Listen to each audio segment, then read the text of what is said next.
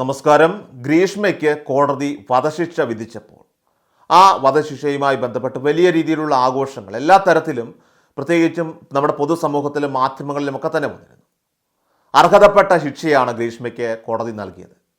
Prosecution അഭിഭാഷകൻ വലിയ തോതിൽ എല്ലാ രീതിയിലും നിരവധി പോയിന്റുകൾ നിരത്തി വാദിച്ചുവെന്നൊക്കെ പറയുന്നുണ്ടെങ്കിലും നമ്മളിവിടെ മനസ്സിലാക്കേണ്ട ഒരു പ്രധാനപ്പെട്ട കാര്യം, അതും കേരളത്തിൽ നിരവധിയായിട്ടുള്ള ചെറുപ്പക്കാർ പല തരത്തിലും ചതിയിൽപ്പെട്ട് പല രീതിയിലുള്ള ചതിക്കുഴികളിലും ചെന്ന് വീഴാറുണ്ട്. ഇത് വളരെ പ്രധാനപ്പെട്ട ഒരു കാര്യമാണ്. അതുകൊണ്ട് തന്നെ അപൂർവങ്ങളിൽ അപൂർവമായിട്ടുള്ള ഒരു സംഭവമായി ഇതിനെ വ്യാഖ്യാനിക്കാനേ കഴിയില്ല.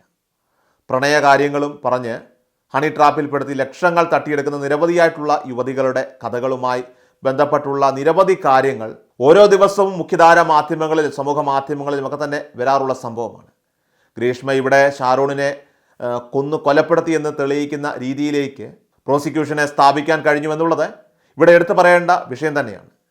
എങ്കിൽ പോലും അതൊരു വലിയ ഐതിഹാസിക സംഭവമായിട്ട് കൊട്ടിഘോഷിക്കാൻ മാത്രം എന്ത് പ്രത്യേകതയാണ്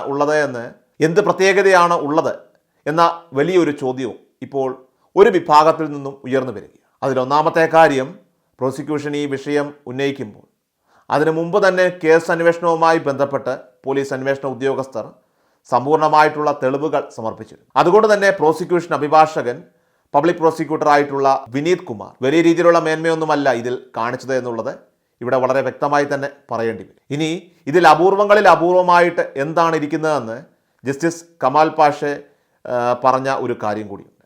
എത്രത്തോളം നിയമവശം വെച്ച് പ്രാധാന്യം അർഹിക്കുന്നുവെന്ന് ഉള്ളതാണത്. കാരണം ഗ്രീഷ്മയെ വധശിക്ഷയ്ക്ക് വിധിക്കുന്നുവെന്ന് പറയുന്നത് കൊണ്ട് ജഡ്ജി ഒരു രീതിയിലും നിയമപരമായിട്ടുള്ള കാര്യങ്ങളിൽ വിട്ടുവീഴ്ച ചെയ്യുന്നില്ല എന്നത് ഇവിടെ ശരി തന്നെയാണ്. കാരണം പരമാവധി ശിക്ഷ അത് കൊടുക്കരുതെന്ന് ഏത് നിയമത്തിലാണ് പറയുന്നതെന്ന പ്രസക്തമായിട്ടുള്ള ഒരു ചോദ്യമാണ് ഇവിടെ ഉയരുന്നത്. അതായത് ഗ്രീഷ്മയെ ഇത്തരത്തിൽ വധശിക്ഷയ്ക്ക് വിധിക്കുന്നത് വഴി ഗ്രീഷ്മയ്ക്ക് ഇടക്കാലത്ത് ജാമ്യമോ പരോളോ ഒന്നും തന്നെ ലഭിക്കുകയും ജയിലിൽ കിടന്ന് കുറച്ചൊക്കെ നരകയാതന അനുഭവിക്കും, അഹങ്കാരി കുറച്ചൊക്കെ പഠിക്കും. അത്തരത്തിൽ കൊണ്ടുവരാനാണ് പരമാവധി ശിക്ഷയായിട്ടുള്ള വധശിക്ഷ മജിസ്ട്രേറ്റ് വിധിച്ചത് എന്നാണ് നമുക്കിപ്പോൾ അതിനകത്ത് എടുത്തു പറയേണ്ടതായിട്ടുള്ള കാര്യമെന്ന് പറയുന്നത്. ഇനി ഗ്രീഷ്മ അപ്പീലിന് പോകും, ഹൈക്കോടതിയിലേക്ക് പോകും, അവിടെ ചെല്ലുമ്പോൾ അത് ജീവപര്യന്തമാകും.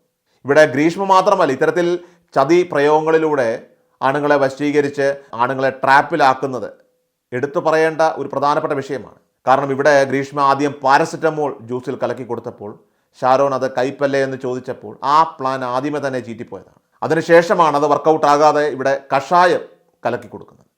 അതായത് വിഷം, അതും കൈപ്പേറിയ സാധനം കലക്കി കൊടുത്തു, അതും കളനാശിനി കലക്കി കൊടുത്തു.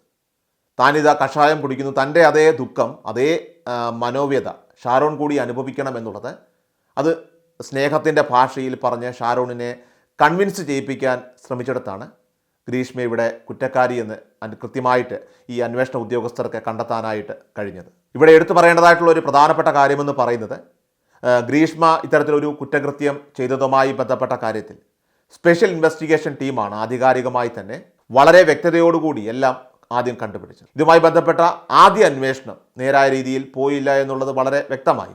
എന്നാൽ പിന്നീടാണ് അന്വേഷണവുമായി ബന്ധപ്പെട്ട ആധികാരികതയോടെ ഈ വിഷയത്തിൽ അത്യധികമായിട്ടുള്ള കാര്യങ്ങളൊക്കെ തന്നെ കണ്ടുപിടിക്കാൻ അന്വേഷണ സംഘത്തിന് സാധിച്ചത്. അതുകൊണ്ട് തന്നെ ഇവിടെ ഈ പ്രോസിക്യൂഷൻ എന്ന് പറയുന്നത് വെറും ഒരു പേരിന് മാത്രമായി മാറിപ്പോയി എന്നതാണ് സത്യം.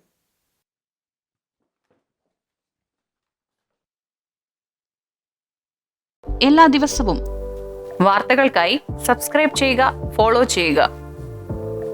വാർത്തകളുടെ നോട്ടിഫിക്കേഷനായി ബെൽ ഐക്കൺ എനേബിൾ ചെയ്യുക. Please subscribe our channel.